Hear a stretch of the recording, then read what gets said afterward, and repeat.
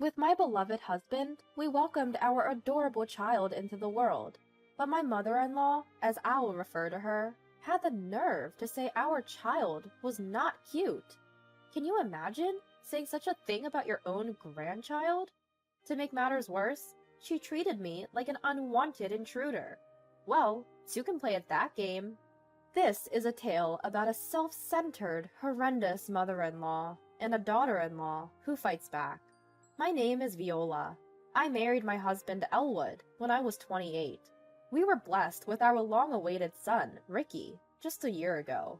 I went back to work when Ricky was half a year old, placing him in a daycare center while I focused on my job. Some might frown upon that, leaving a baby that young in daycare, but there was a reason behind it. My husband's company wasn't doing so well, and his salary had gradually decreased since we got married. In fact, I'm now earning twice as much as he is. With a newborn child, expenses were only going to increase. With that in mind, I decided to return to work sooner rather than later. I've never disliked my job, so returning wasn't a problem for me. However, there was one person who wasn't pleased with my decision.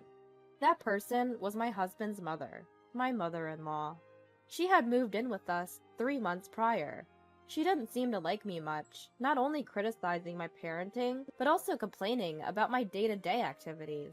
How could you leave such a small child in a daycare center? You're unfit to be a mother. It's always been the norm for a woman to stay home and protect the household, hasn't it? Good grief, what century are we in? She kept insisting on this outdated notion. The moment I came home from work with our son Ricky, she'd start, "You're working late again? Don't you feel sorry for Ricky?" I do spend all day with Ricky on my days off. He's settled in the childcare center, so it's okay. But when I tried to argue, she'd furrow her brows angrily. "Well, you're just taking the word of the childcare workers. If you keep this up, the kid won't grow up right." My mother-in-law, for short, who doesn't even take care of Ricky, would boss me around about parenting from her high horse. On top of that, she had no problem attacking my character. "I regret living with a daughter-in-law like you, who only thinks about work. I wonder why my son Elwood married such a woman. I'm going crazy from stress every day." This time, even I had had enough. If it's that bad, should we stop living together? You know why we decided to live together, right? There was a reason mother-in-law started living with us in our house. Originally, she lived in her husband's home. But one day, her husband had a traffic accident and became paralyzed from the waist down. In addition, it was discovered that he had dementia, and mother-in-law could no longer take care of him, so she put him in a care facility. She then insisted that we move in with her, but both my husband and I had work. Considering our commute, it was impossible for us to move from our current house. Then, one day, mother-in-law moved her stuff to our house without warning and just settled in. In the end, this living arrangement wasn't agreed upon. Mother-in-law just moved in on her own. It's what you might call an unwelcome cohabitation. Look, I understand that things are tough for you because of my father-in-law. That's why I agreed to this living arrangement. But remember, we promised not to interfere with each other, right? Huh? Did we? I can't remember something from so long ago. Even when I reminded her of our promise, mother-in-law was riding high, perhaps confident that she wouldn't be kicked out. Her attitude was really getting on my nerves. Enough is enough. I agreed to live with you because we promised not to interfere. This is not what we agreed on. Oh, you're so noisy. Why can't you be cuter? Like Cecil. She's such a good, obedient girl. Cecil is my brother-in-law's wife. From my perspective, she's my sister-in-law, and she also has a bad personality. It's better to say that she's cunning rather than having a bad personality. As soon as she married my brother-in-law, she became a housewife and was very liked by my mother-in-law. Mother-in-law would invite her to our house without our permission, and they'd talk behind my back. Listen to this, Cecil. Viola is still working, you know. Oh my, really? Ricky is still so small. Can't believe she can do that. Right? Right? Unlike you, who is smart enough to become a full-time housewife after getting married. I don't have to worry about when you have a child. I respect you, mother-in-law, so I'll do my best. Such petty squabbles would go on and on. To my displeasure, they would intentionally converse in loud voices within my earshot. I despised them from the bottom of my heart. Gradually, to curry favor with my mother-in-law, Cecil began to speak ill of me of her own accord. You know, doesn't my brother-in-law make about the same salary as my husband? Yet, you're still working too. Could it be that you're terrible at managing money? Perhaps a few years ago, my husband did earn the same as my brother-in-law, but now his earnings have dipped below that. I hadn't mentioned to them about my husband's company's deteriorating financial situation, partly due to my pride. It's become routine now that whenever Cecil talks trash about me, my mother-in-law joins in, gleefully. Right? It's shocking to think she blames others for her poor financial management and childcare responsibilities. Cecil, you must never become a wife like her, okay? Of course not. I respect you so much, ma'am. Oh, Cecil, you're such a sweetheart. I cringe at their exchange of superficial compliments. I wish they'd take it somewhere else. It's just adding to my stress. I felt the limit of living with my mother-in-law and decided to talk to my husband about it. It's about your mother. She keeps inviting Cecil over every day to belittle me. Huh? Mom does? Since I usually come home earlier than him, my husband had no idea about the harassment. Predictably, he looked puzzled. Yes, she does. She promised not to interfere, but she's been complaining about me continuing to work. Cecil joins in, and they go on and on insulting me. I can't take it anymore. My husband thought for a while, and then said something outrageous. Whoa, but Cecil seems to get along well with Mom, right? Maybe you should try to meet Mom halfway too, Viola. What? Were you even listening to me? She's denying my entire being, you know? How am I supposed to get closer to someone like that? As I pressed him, my husband scratched his head in annoyance. Don't get so worked up. Just try to emulate Cecil for now. I'm sure Mom will warm up to you too. What does that even mean? You want me to flatter her like Cecil does? I've had enough.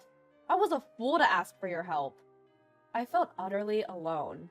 Frustration welled up in me before the anger did. The snide remarks from my mother-in-law and sister-in-law continued as usual the next day. As I began preparing dinner after coming home, I heard this.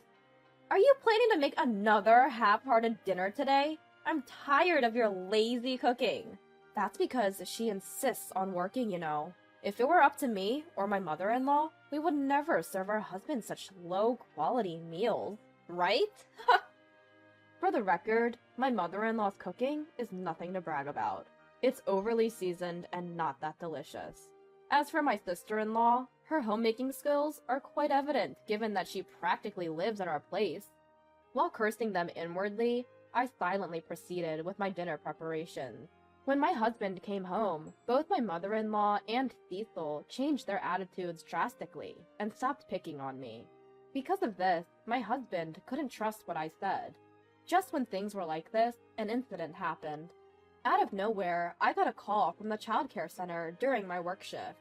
I hurriedly contacted my husband and rushed home. There, my mother-in-law and my teary-eyed son were waiting. What on earth do you think you're doing, mother-in-law? How could you just take Ricky away from the childcare center without my consent? When I shouted in anger, my mother-in-law sighed as if she was tired of it all. She looked at me with condescending eyes. What's all the fuss? I did it for my grandson. Paying for a childcare center is a waste of money. Raising a child is a mother's job, isn't it? But that's just your opinion, right? We have reasons to send Ricky to the childcare center. It's inexcusable for you to just take him without permission. It's no different from kidnapping. Kidnapping? Are you kidding me? Even though he's my grandson? It doesn't matter that he's your grandson. You disregarded the teacher's warnings and just took him. That's kidnapping. No matter how clearly I made my point, she simply shrugged it off. Then she said something unbelievable.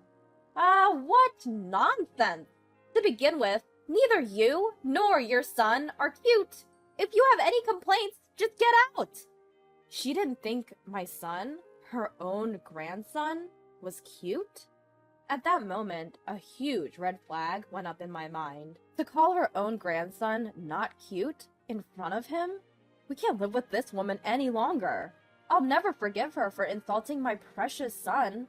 I swore to myself to protect him, no matter what. At that moment, my husband arrived home. I immediately broke the news to him. Elwood! It was your mother who took Ricky from the childcare center. I've reached my limits. I can't live with her anymore. Suddenly, my mother-in-law played the victim and started pretending to cry. Listen! Elwood! Can you believe what Viola is saying? She's accusing me of kidnapping. I just went to pick up cute little Ricky. That's all. Isn't it horrible? Just picking him up? I got heated at her words. Stop joking around. You just said that my son is not cute. You told me to get out. This is our house, not yours. Are you just pretending to be a good mother in front of my husband? Elwood, please help me. Viola is always picking on me. Watching my mother-in-law cry out to my husband, I felt as if everything was ridiculous. If my husband were to side with this woman with her poor acting, at that point, I decided it would be just my son and me. We'd forge ahead together. The first to break the silence was my husband. First, I want to talk with Viola. Mom, please return to your room. My husband, who always sided with his mother, made her eyes widen in surprise with this statement. What are you saying? There's no need to listen to Viola, right?